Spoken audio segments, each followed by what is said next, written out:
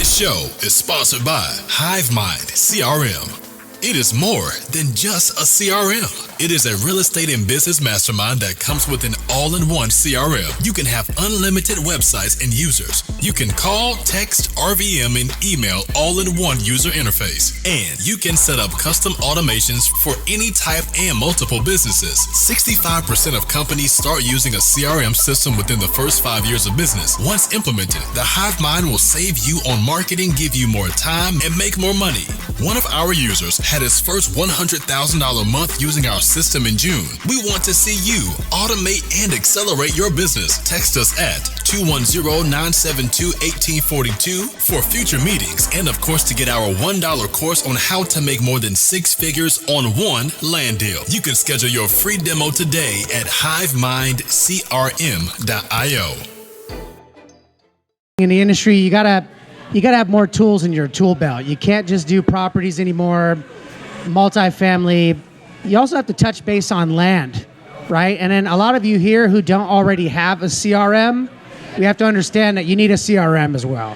So we wanted to make sure that we keep focused on different points here just to talk, learn something new, and of course, network. So if you guys haven't met each other already, make sure you guys get each other's numbers, okay? Every last Thursday of the month, we're here. Same old story, nothing different. But always make sure you guys network. If you guys aren't doing deals together, you're doing it wrong, okay? So without further ado, I'm going to introduce a buddy of ours, Daniel, CEO and owner of HiveMind. Don't forget to use the QR codes on the table. If you want to check out the CRM, give it a scan. And don't forget, if you guys ever want to work deals with each other, we could be your buyer. We have plenty of hedge funds to work with, anything at all. Even if you guys just want to talk about deals in general, come on by, okay? So don't forget to use the QR codes and reach out anytime. So without further ado, Daniel. Appreciate it. For Steven here, I met Steven literally subto in LA. I was like, are you sick of Podio yet?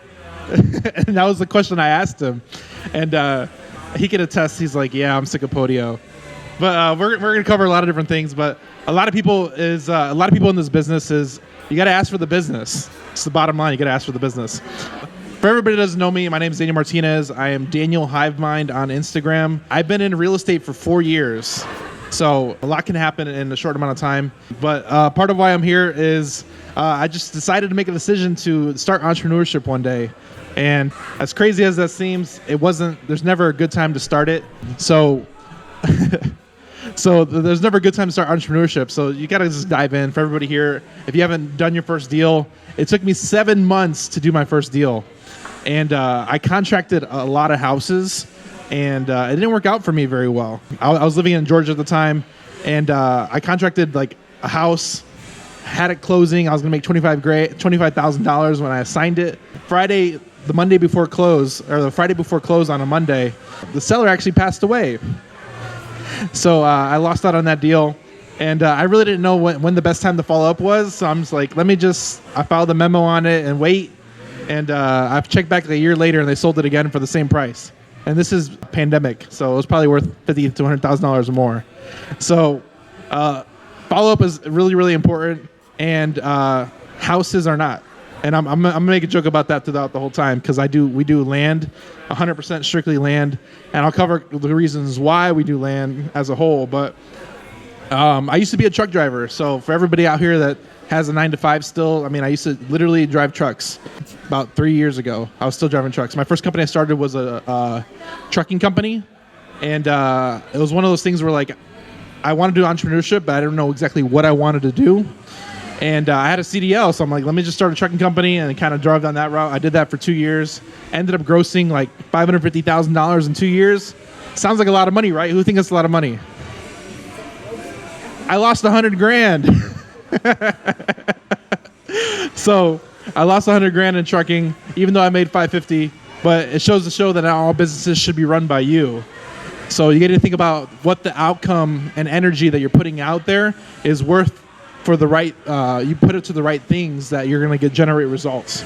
So I learned that the hard way, but it's a failure that I built upon, because most people that go on into entrepreneurship, they get wiped out, and the thing that separates everybody else is survival. So I always make the joke that if you survive long enough in entrepreneurship, you'll get there. So that's my little joke.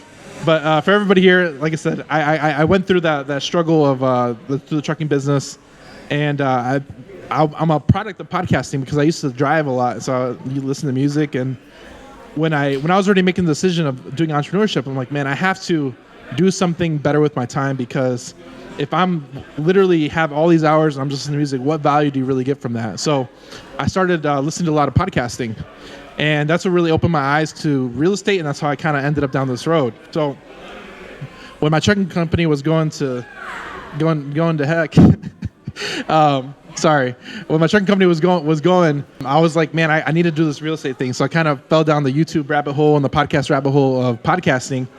And I learned a lot just by listening to podcasts. So one of the big reasons why I do podcasting is because I'm a product of it. And if anybody doesn't know, I have a Hive With Us podcast everywhere you can look: YouTube, Spotify, Apple. I produce a lot of podcasts for that reason, because I'm a product of it. So I like giving back to the community, and that's just one of the big reasons why I do it. But back to when I was starting to do real estate, man, one seller died on me. I had another one with, I contracted a property, and I went to, it was a seller had another house. It was vacant, so like family member needed a place to stay. He's like, oh, I'll let you stay there. Don't let family stay in your houses. And they stopped paying rent, so now he's paying the mortgage on top of his own mortgage. Family's in the other house. He doesn't want to deal with them and kick them out, whatever. So I contracted it. I'm like, you know what, Mr. Seller, let me handle this for you, and I'll evict them. Never done an eviction before. So I contracted it. I'm going to the seller. They were nice to me, but they were nice to him. So I knocked on the window. I'm like, hey, I'm here to buy this property. We're here to close. I need you out of the house. I understand you need time. Is there any way you can give me like a time you can move out? They're like, no, go away, whatever. So I'm like, all right, got to go through the eviction process. So I'm like, I go to him like, I need you to sign this paperwork. I found some paperwork online to represent as a property manager, because I'm like, I have to, like, if the judge asks me that what's your relation to this transaction, I'm like, well, I'm the property manager. So I'm like, I got some property manager paperwork, and I went to the seller. I'm like, I need you to sign this so I can go evict them. He's like, all right, I just need them out of the house. I'm like, all right. So I filed all the paperwork, put my own money, submitted it all in court, learned that whole process for the first time of evicting a tenant out of somebody else's house. And I finally got him out of the house. That took like 2-3 weeks. I got him out of the house, and when finally eviction's over, they trashed the house, of course. So I call my buddy. I'm like, hey, I need your help to move all this stuff out the house. I'm gonna get a dumpster. I know a dumpster guy from the local RIA. We're gonna call him up. He's gonna drop the dumpster off. We're gonna load up this dumpster. We're gonna clear this out. We're gonna make $20,000 on this deal. He's like, all right. So him being a good friend, he helps me load up all this. We clean out the whole house, couches, clothes. The garage is stacked high. We clean out the whole house.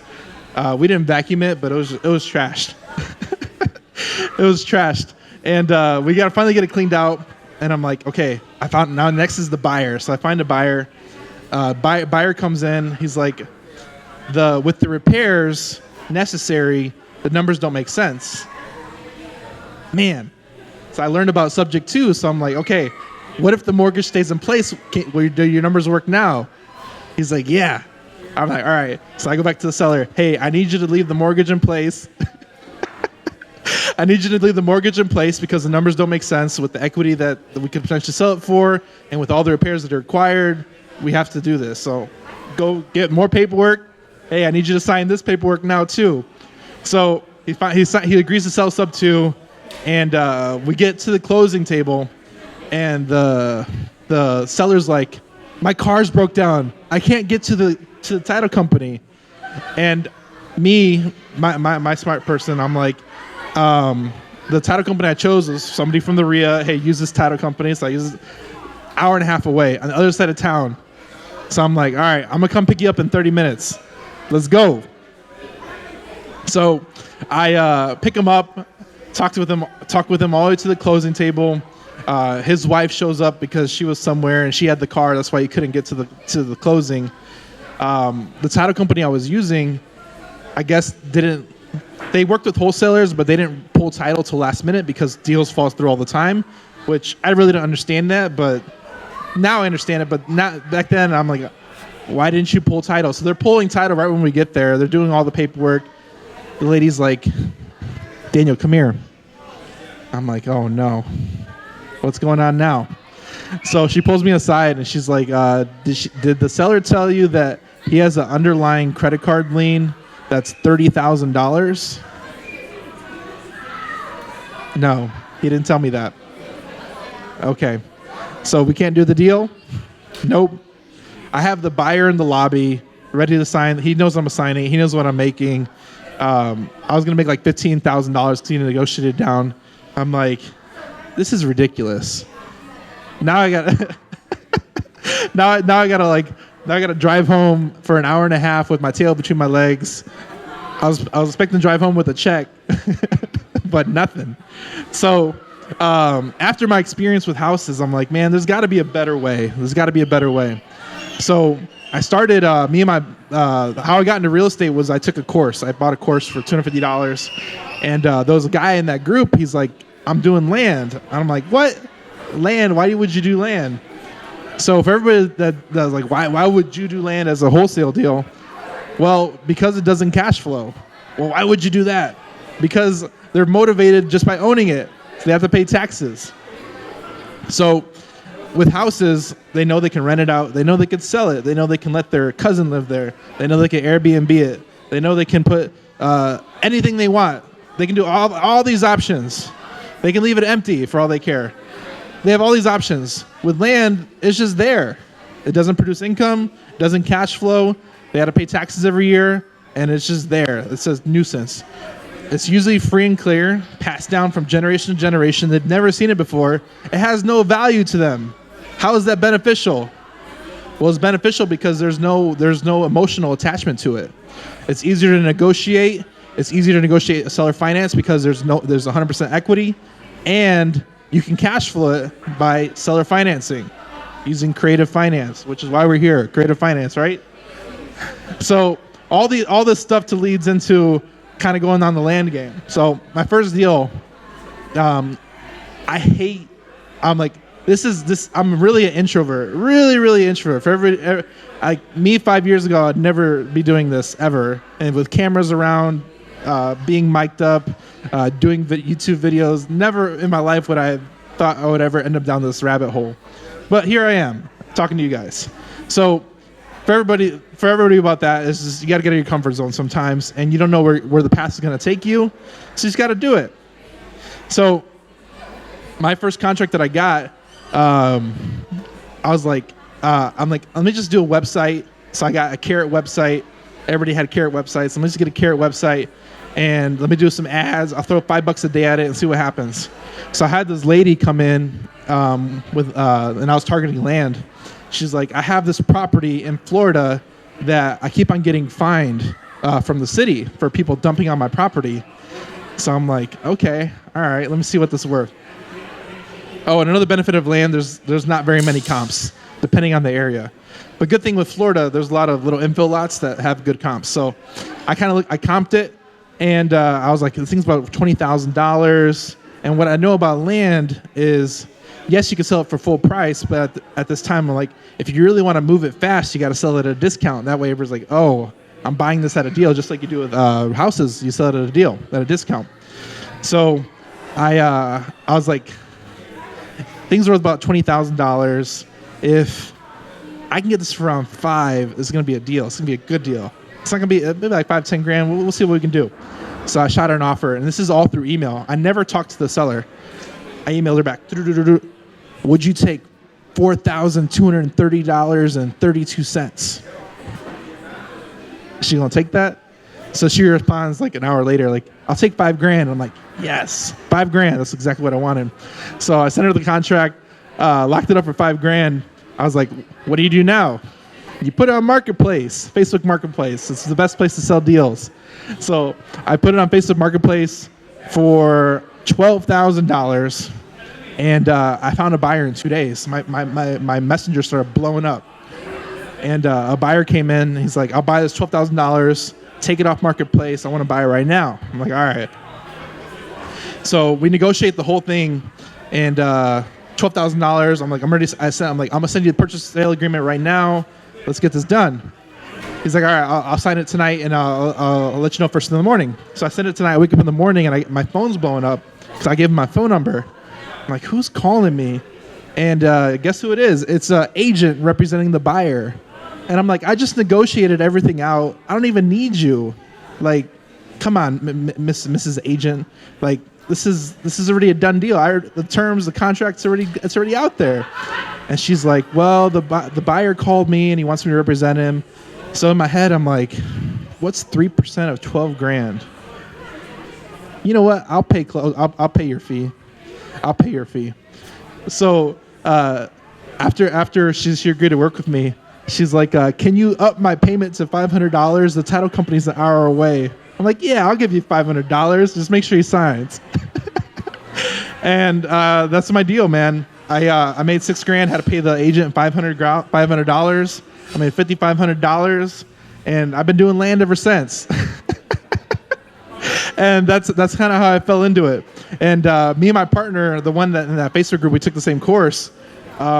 We ended up working together because everybody else is doing houses, and I'm like, I'm sticking to land because I got burned with the eviction. I got burned with the other one. The guy passed away.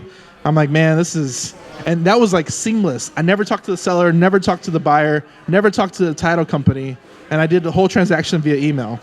I'm like, this is an introvert's dream. So that's what happened. So you can really negotiate amazing terms when you're talking to land sellers. So a deal we did about a year and a half ago, I talked about land not cash flowing. It doesn't cash flow for sellers, but us using creative finance, we can make it cash flow for us. So we had a deal come in. We still did our main lead generation we do is texting and PPC. So texting and PPC, and we use Highbind, of course. Texting outbound, and we use PPC, same thing as Highbind. So we had a guy come in. He's like, he has a $35,000 lot. How many $35,000 lots are out there? Thousands, right? Maybe millions. Who knows? $35,000 lot. He's like, he's like, "I want to sell my lot. How much will you take for it?" He's like, 15. 15 is already halfway. But if that's his opening offer, we're like, "I'll give you 8. He's like, no, I need 15. You don't understand." He's like, "I'll give you 8. And my partner, he's like, "I'll give you 8. No, we're not doing 15. Don't worry about it. We're not doing 15. So the dude came back 90 days later, follow up is key. He's like, "Hey, I remember you wanted to buy my lot." He's like, "Yeah, I want to buy your lot. Tell me the details about it." He's like, "Yeah, I want 15 for it, and da da da da da da." He's like, "Hey, I remember you. I told you 8. He's like, "What will you give me now?" $8,000. He's like, "All right." So we got the under contract for $8,000. Guess what we did? We put it on Facebook Marketplace. At what price point? 45. It was only worth 35. So what am I doing here? I did 45,000 with $8,000 down. Where's the 8,000 going? To the seller. What am I getting? Payments. So I sold it in a week. $500 a month. $8,000 went straight to the seller. Now I'm cash flowing $500 a month. What's the average rental income you get on a rental property in Indiana? $500, $400. $200,000 asset?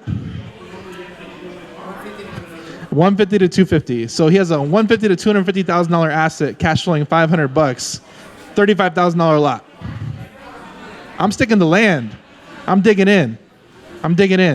So now we're coming across like, okay, we kind of got the concept. You lock a property up, discount it, you oversell it overpriced, and then you do seller financing.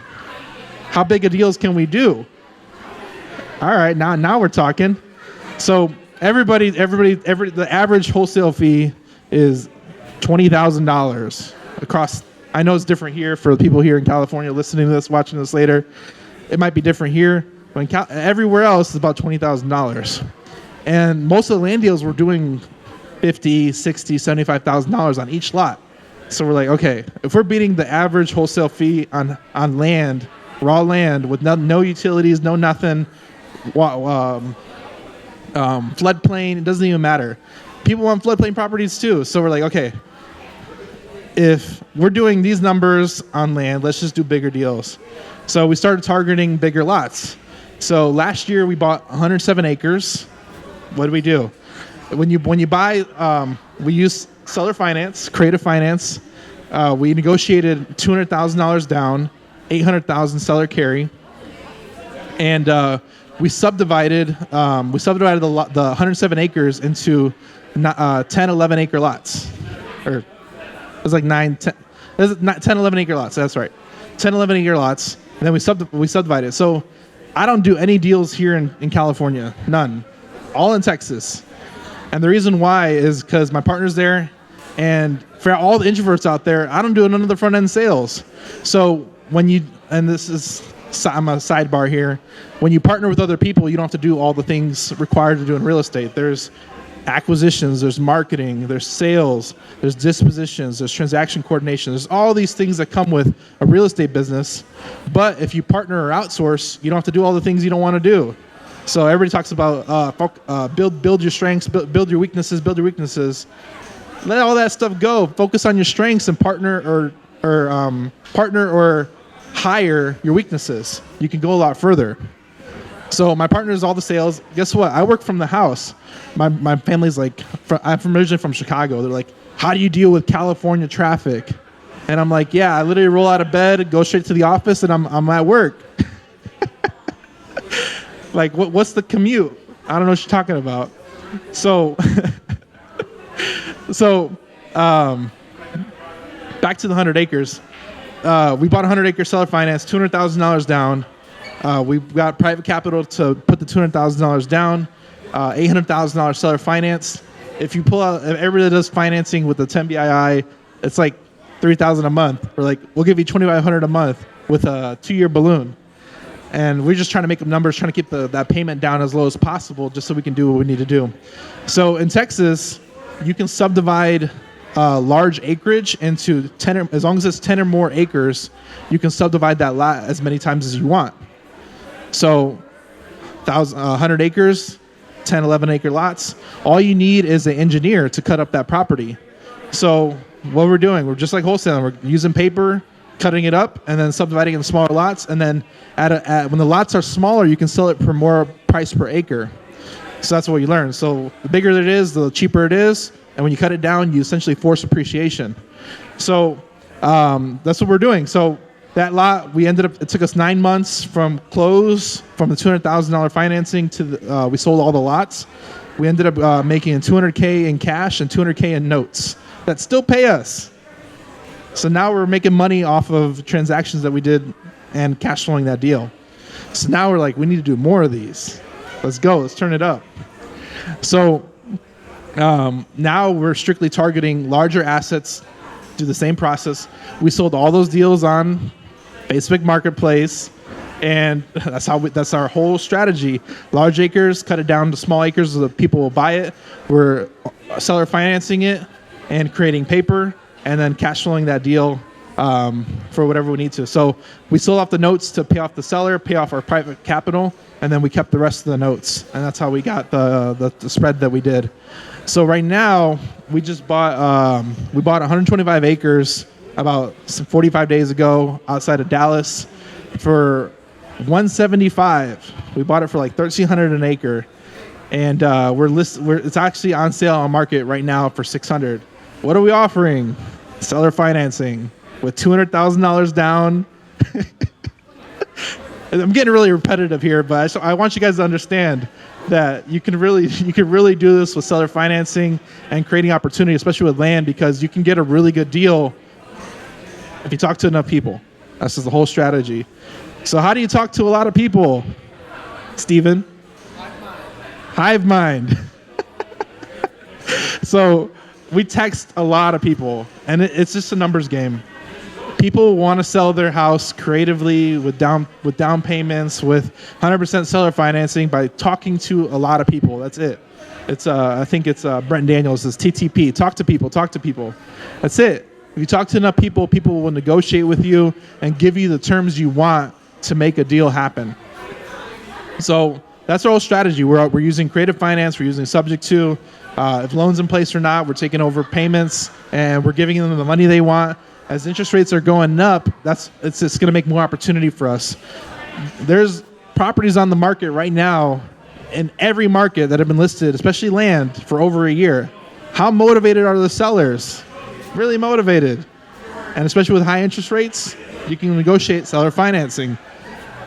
So we do a land mastermind. We pretty much teach you how to market and get those deals. If you get a seller on the phone, we'll help contract and close that deal for you. We had a seller, we had one of our students, literally, he's just talking to people. So we teach our people to just go talk to people. And if you find a good lead, the seller wants to do seller's finance terms, bring it to us. And one of our clients just we're locking up a $16.9 million lot of 252 acres. And it was brought to us by one of our students. I don't know what we're going to pay him, but he's going to make a pretty good check. And he still has a 9 to 5. So a lot of crazy things happen when you do bigger deals. And that's going back to the fact that small deals pay small wholesale fees, big deals pay big wholesale fees. You just got to find the people playing at a higher level and find those deals for them, and you can do bigger checks. So, and the good thing about bigger checks is you don't have to do all the things required in a regular wholesale business. If you just do the marketing, that's enough. If you just do the sales, that's enough. If you bring the money, that's enough for bigger deals. It's just like multifamily. So we're trying to do more deals. We have a deal we're working right now. The 2 owners are real estate agents. They didn't want to sell it. So they found a land specialist to list it. Been on the market for a year, hasn't moved. We came in, we offered them seller finance, and we're trying to create $3.2 million of notes on a property listed for a year that hasn't moved, owned by agents. And the agents know what we're doing because we told them. And they're okay with it because they're just ready to move. They got this thing, seller finance, where they're paying out almost $5,000 a month. So they put already $60,000 themselves personally, negative cash flowing. How much motivation do you need? People that negative cash flow. So it's just talking to people, figuring out what they need, what timeline they need, negotiating seller finance terms, payments. We're paying the 2 owners. One wants cash, one wants payments. So guess what we do? Pay the other one in cash, the other one payments. That's less cash we got to throw out now, less notes we got to sell. We just pay them off in payments. So everything's negotiable in real estate. You can take it any direction you want. It's all about your negotiation strategy and what tools you have in your tool belt. So me and Steve, we talk a lot about creative finance and the powers of that. So once you understand that, you can really do whatever you want, and it's limitless what assets you can target and what assets you can get. So talk a little bit about HiveMind. HiveMind is a software CRM. We launched that. For everybody that's been in real estate for a while, who here has used Podio at least once? Podio. He was telling me earlier, he's like, I hate Podio. Thank you so much for this. And that's Steve's sales acquisition. He's on Steven's team. So Steven's one of my clients. So he's over here with Podio. And me, I had the same issue. I went in, everybody's using Podio. I'm like, okay, I'm the tech guy, so I have to learn this stuff. And I'm like, I went in this thing, and I'm like, this is ridiculous. Why is it so difficult to do this? And I'm techie. So I saw an opportunity to launch HiveMind, and we've really dug into providing as much value as possible. We give a lot of our money back to our clients, and we're just producing an awesome community, which is why we kind of intermingle with Sub2, is because a lot of my clients are in Sub2, and it's the same thing. We're sharing information, sharing knowledge, partnering with each other. I had a client, he was good, Matt Rogers, he just spoke in LA. He literally came into HiveMind, he's like, I just want to use texting. And Matt Rogers, if you ever met him, he's a Neanderthal. He's like, I hate technology, I don't want to use anything else. So he came in and he's like, Daniel, show me how to text. That's all I want to do. I want to do just that one thing and that's it. I'm like, all right, I got you. So I showed him how to text. He comes back to me 4 days later. I got a contract in Florida. I'm like, what? Are you serious? He's like, yeah, I got a contract in Florida. I'm like, all right. Well, I have clients in Florida. Go talk to one of them. He's like, all right. So he contacted one of my Florida clients that moves lots in Florida. And he hit him up and he's like, I have this lot. Boom. He's like, I got a buyer for it. They went from, he signed up, got a contract in 4 days. They closed in 22 days. Both made $7,000. I didn't get paid on that, but they did. And it's one of the things of leveraging the network that HiveMind brings. And it's really cool because I have clients all over the U.S. I have clients in 4 countries, actually 5 countries now. I have clients in 5 countries that they leverage and work with each other across the United States, and they use the system. So it's a really cool community, and it's just collaboration. A lot of like, I have tons and tons of stories. I'll tell you another story I have. So I have a client that does land deals in like 30 states. He buys and sells with cash and sells on the open market. And he had a lot in Wisconsin. So a buyer came in and is like, I want that lot. He's like, all right. And the buyer did the same thing that my buyer did the other day. He's like, I have an agent. I want this to run through my agent.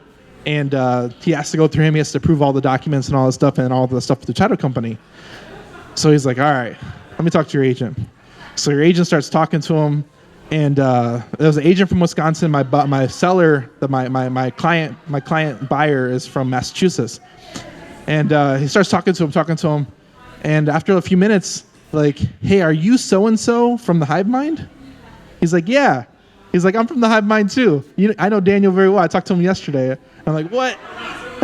The buyer's agent that he brought in was another HiveMind client that the seller was selling a lot to. Crazy. Stuff happens in the weirdest ways. But it shows the network and people collaborating, and it's crazy. So I talk about business automation a lot. Does anybody wants to know what business automation looks like? All right, somebody's really excited back there. I see you. Don't worry, I'll make eye contact. So everybody pull out your phones. I'm gonna show you what business automation looks like. So I have a Texas number because that's just the number I memorized. So if you pull out your text messages, and I want you to text this number, 210-972-1842. Again, we're sending a text message to 210-972-1842. All right, we're going to text SOCAL, SOCAL. This is all SOCAL JV, so text SOCAL. So I am not wearing my phone. Actually, I am. I should take it out of my pocket because it's going off. So I did this demonstration. I was speaking in Milwaukee, Wisconsin, and there was 300 people in the audience, and I did the same presentation. Pull out your phones, but I thought ahead, and I gave my phone to my buddy. I had 100 people text me in 90 seconds. And if you got the first text, guess what? You're now a part of the system. You are one of us, part of the HiveMind. So that'll text you our YouTube channel, our podcast. You'll get text for the next 30 minutes. Congratulations, you've been infected. Hey, it's not spam, all right? I heard you. I know you're whispering to your partner, but I heard you. I don't spam people. I'm trying to contact sellers to make negotiations. I'm not offering anything to sell. So, you'll get a text. I think it's the second text. You'll get an offer to our land mastermind. If you're interested in that, like I said, we're teaching everyday people how to target big land deals and make big checks, and hopefully go off and do it yourself. So I had a client that we used to do weekly education for free. And I had a client he'd listen in. And then he fell off the map. I'm like, where'd this guy go? He came back like 6 months later and he's like, yeah, I did 3 subdivides. I'm working on my 4th and 5th one right now. I'm like, holy crap, where'd you go? But a lot of this thing is just taking action.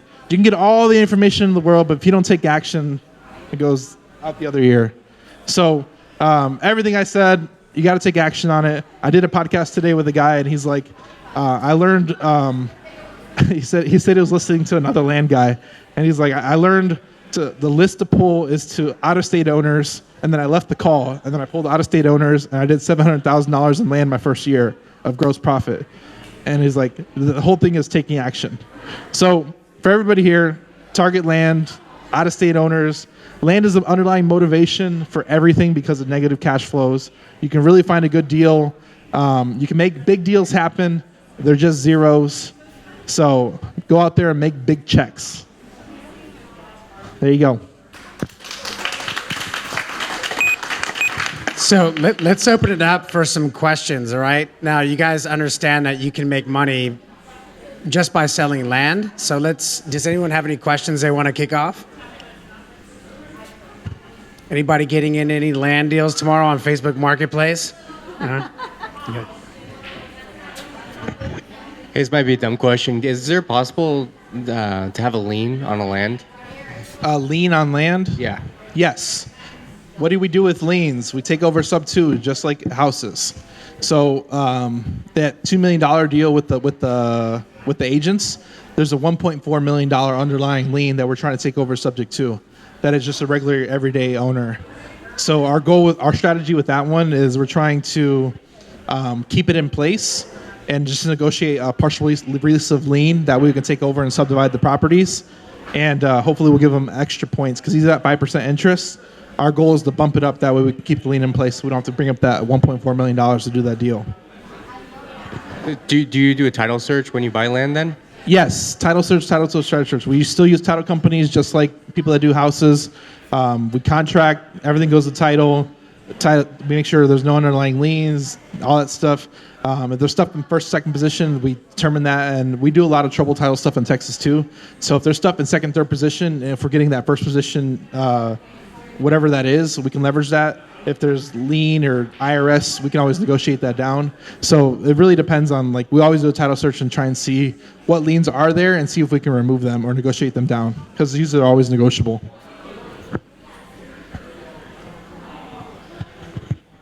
So how do you find the leads? Like because I've actually been looking into buying land the past year and a half for personal use, but I've also been thinking about like investing too. But how do you find the leads? Because I always just kind of resort to talking to a realtor and looking at Zillow and stuff like that. So what's a good source?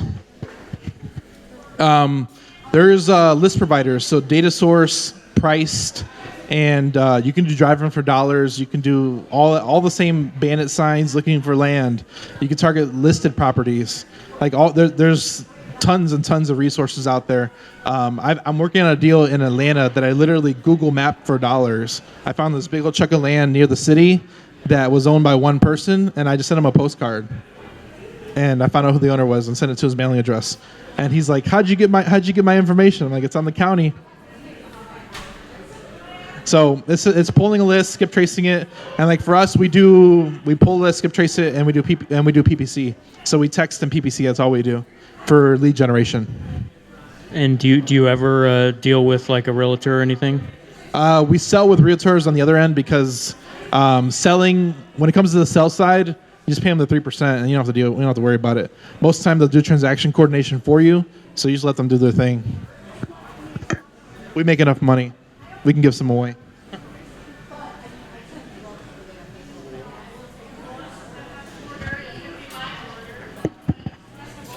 Good questions.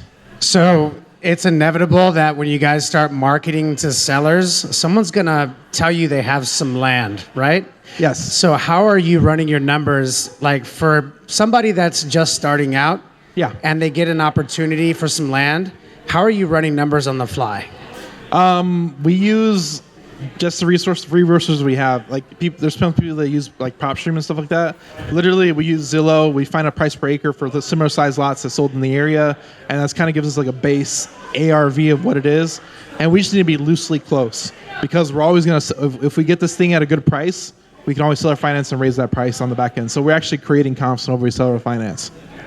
So when you guys are looking for land, like as far as for infill lots, like in the city or rural acreage. Good question. So there's a lot of land niches out there. So let's kind of start in the city. It's a question I'm gonna cover. So when you're in the city, you have infill lots. It might be house, land, house, land, business. Those are infill lots. So it's kind of inside the rural city. Those are going to vary in price because there's a lot of different variables in it. It could be the size of the lot. It could be the car count that passes, if it's a hard corner or not. Why do you think McDonald's are on hard corners? So the price of the value goes up, but based on depending on where the location is of that lot in the city.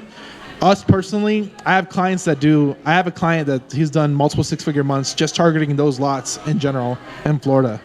And that's what Matt Rogers does too. But we look for 50 acres or more within 50 miles of the city. And the reason why is because you can't find 50 acres in the city no matter what. And if it is, it's going to be an exorbitant amount of money. And usually it's cut up by then. But if you find most people, and this is a good question for everybody here, people that work in San Diego or in LA, where do they live? They live in Temecula, Menifee, all those places in the middle. So they're willing to travel. So it's the same thing for people that want land. People that want land recreationally, like the gentleman back there, they're going to buy it within a certain radius of an airport and a major city because they want the luxury of space, but they still like the proximity of the city because it might have an international airport, it might have concert halls, it might have all that stuff. So we're looking for within 50 miles of any major city in Texas. We're doing stuff nationwide now. But it's mostly we're trying to stay within that range because most people aren't willing to travel past that, and the value of the land drops significantly just because there's not many people buying past that point. And what type of demographic of buyer do you guys usually? Do you guys have a certain demographic of buyer you usually sell to? Like, is it mainly just developers, or is it random people, or farmers, or? It's a little bit of both. We sell to a lot of Hispanic buyers because the American dream is owning property. So we sell a lot of Hispanic buyers, and we sell to a lot of businesses. Like we just sold a lot to a mobile home developer. So we sold it to him at low down payment, high interest rate. His whole idea is he's going to put a mobile home on there because he has a mobile home hookup that he's going to put on the lot and sell it again. So we're providing a service that's needed in the market where we're not doing any development, we're not breaking ground, we're not doing anything like that. We're just adding paperwork to the deal and selling it into a bite-sized parcel. And the majority of people that come to our events just mainly deal in, actual like stick builds or metal builds, whatever the case may be, their houses.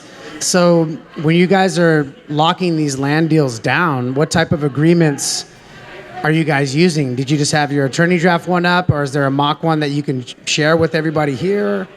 We have our attorney do all our docs. One of our things is that me and my partner, we haven't just signed any paperwork. We have our attorney fill out the paperwork. We just sign it. We have 0 buyers. Our buyers are the retail market.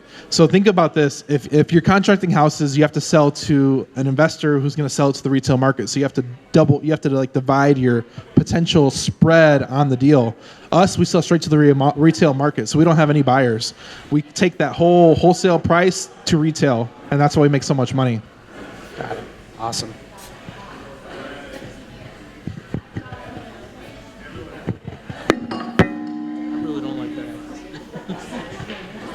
Another question. What about when you want to divide? What's the process or how would you know something is dividable, and where would you go to learn that? The biggest thing it's going to depend on your state, which is why we stick to Texas because we know the law. Texas, as long as it's 10 or more acres, you can subdivide it with an engineer.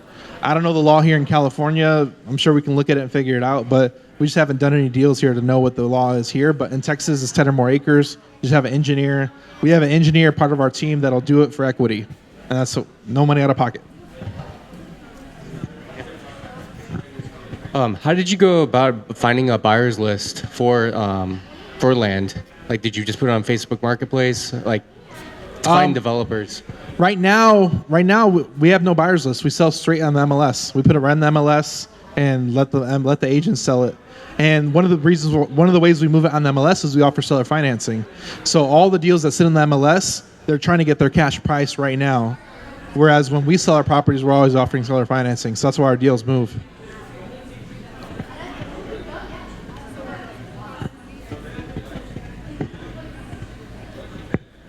So it doesn't cost money to divide up your land? You just... It depends on how many acres it is, but it's usually $30,000 to $60,000 from an engineer standpoint to subdivide the land. So we ended up finding a guy that wanted to do it for equity, so we don't have to come any money out of pocket, and that's what he does for us. Good question.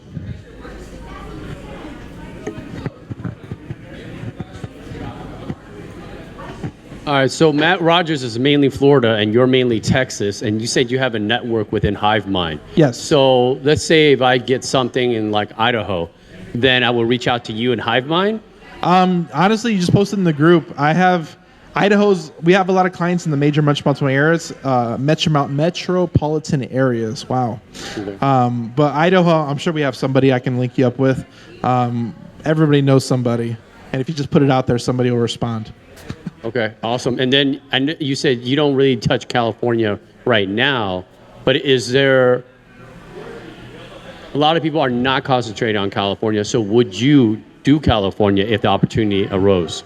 It depends on the deal. Like I said, we'll look at any deal anywhere, but our bread and butter is Texas. So we have deals sent to us in Oklahoma.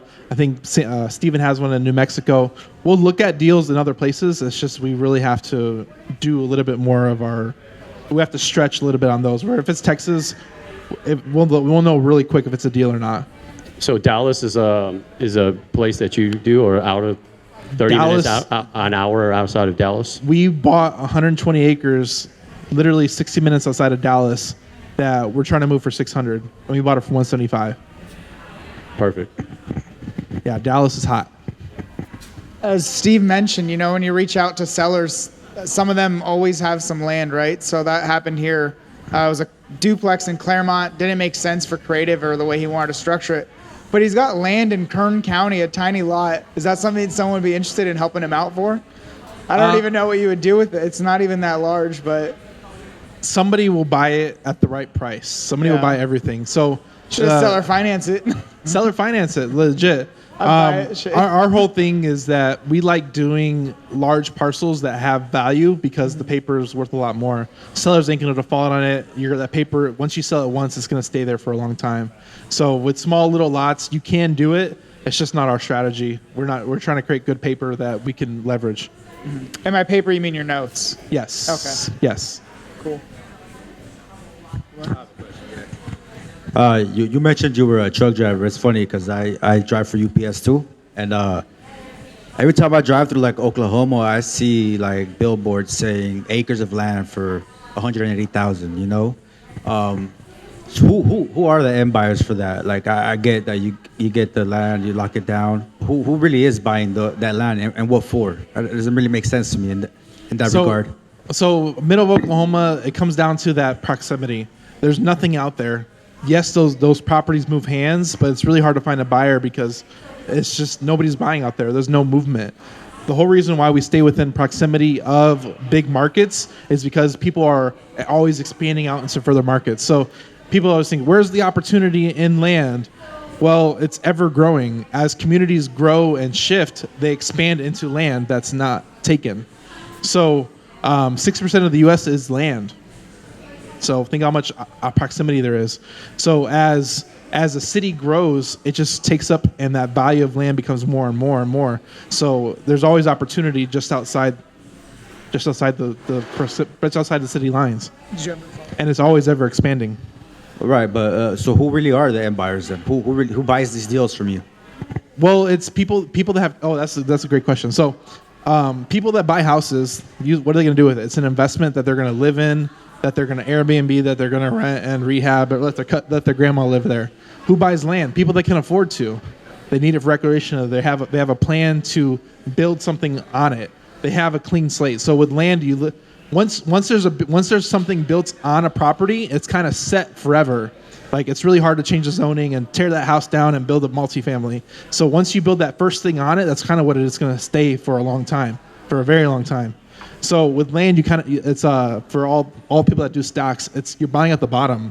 You can go duplexes, multifamily, single family, office, retail. You can go any direction you want, and that's kind of the cool thing about land is the people that buy it, they can if it's in an up and coming area, they can build whatever they want. They just have to go through the county and get a variance to build up that whatever property they want.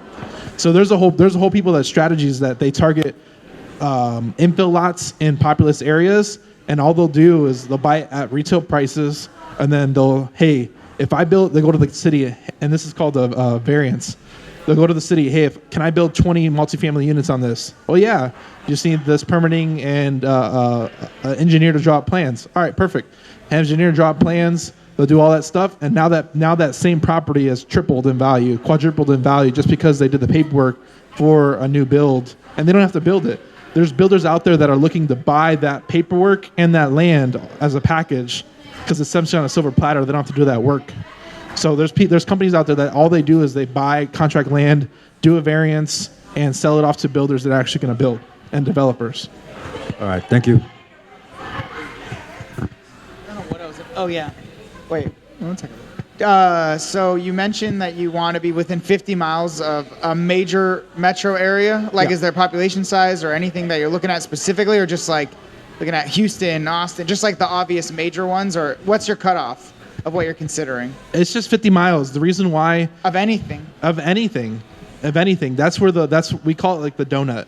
The donut has a hole in the middle. That's a city. You're not going to find 50 acres or more in the middle of the donut. So you do outside the perimeter of that city itself, and that's where you're going to find all the good deals that we're looking for. There's deals in the city. There's deals out all in the midst of that. Like we just did an event in Florida, and there's houses along the river where they park their yachts. Most people have driveways and stuff. They literally park a boat. So what happens is when somebody wants the 20-year-old home or 30-year-old home, they'll buy it at full asking price, tear the whole thing off, and then build a mansion on the same property because it's proximity, location. So there's only so many places you can park your yacht in Miami. So that's why it makes it so valuable. You might have said, but for your big purchase in Texas, the one that you divided up into 10, 11 acre lots, or vice versa, do you mind, how much did you make off of each? You might have said, but how much did you make off of each one? So we sold it into 11 acre lots. We ended up making $200K in cash and $200K in notes over the whole, on that one deal, all total. Because we had to pay off the seller, we had to pay off the private balloon. Capital, and that's what we made on the back end. So you paid your balloon early because you sold off all the... Correct. other stuff. Okay. Correct. Good questions. Harlow. What up? All right, so a variance in San Diego is about a year to 2 year process, $100,000 to $200,000. San Antonio, what are we looking at? We don't do that. We actually have a variance partner that will buy nationwide, and that's a good reason why we don't do variance. We're trying to literally, just like a wholesale deal, get in and out of these deals. So we're doing bigger deals, but we're trying to get in and out. So like a lot of and variance, it's going to be changed by different market, and we have a guy that does that. So if you guys have a variance property, that potential for it, we have a guy that we can push it onto and still make a deal. Okay, awesome. Yeah, and for like I said, it's just, the variance thing it's time consuming. It's paperwork. And like I said, every municipality is going to be completely different of what hoops they're going to make you jump through, and some aren't worth jumping through. At least for me. Anyone else? Awesome. Thanks for coming, guys. I appreciate the questions. I enjoyed being up here. I hope you enjoyed the talk. I don't talk very often, but I do have a podcast, so I guess I'm lying. Thanks for all coming out. I do come here to contribute and help out the communities, and I do support all my clients, so I try and help out them whenever they need it. So that's the difference of the Hive Mind and other companies. I really try and put my foot forward and help them out wherever they need it. No, thank you, Daniel. Appreciate it. Hey, guys, remember, if you're walking out of here with no new numbers, you're doing it incorrect. So have a beer, talk to everybody around here. They could be your next partner. All right? Thanks for coming, guys. I appreciate it. Oh, and if you have any questions about HiveMind, you can literally text that same number. That's how you get a hold of me. That's how his team gets a hold of me. They literally text that number. That's how I manage all my clients. All the time. That's how I manage all my clients. There you go. Thanks, guys. Have a good one. Thank you, guys. Hey guys, we hope you're enjoying this content. If you have leads that you need to dispo anywhere in the country, please visit hivebc.io, like hivebuyersclub.io, and we'll help you move those deals that you need to get into the marketplace. The show is sponsored by The List Guys. Do you need more leads in your local or virtual market? 1 in 10 small businesses don't invest in any kind of marketing. The List Guys have over 35 plus list types to choose from, and you can mix and match any list or criteria. We also use the skip trace list and provide up to 7 numbers and email addresses. Every list you purchase will be scrubbed against previous purchases. The List Guys are here to save you time. Contact the List Guys today at www.onelistguys.com. That's www.1listguys.com. I saw an opportunity to launch HiveMind, and we've really dug into providing as much value as possible. We give a lot of our money back to our clients, and we're just producing an awesome community, which is why we kind of intermingle with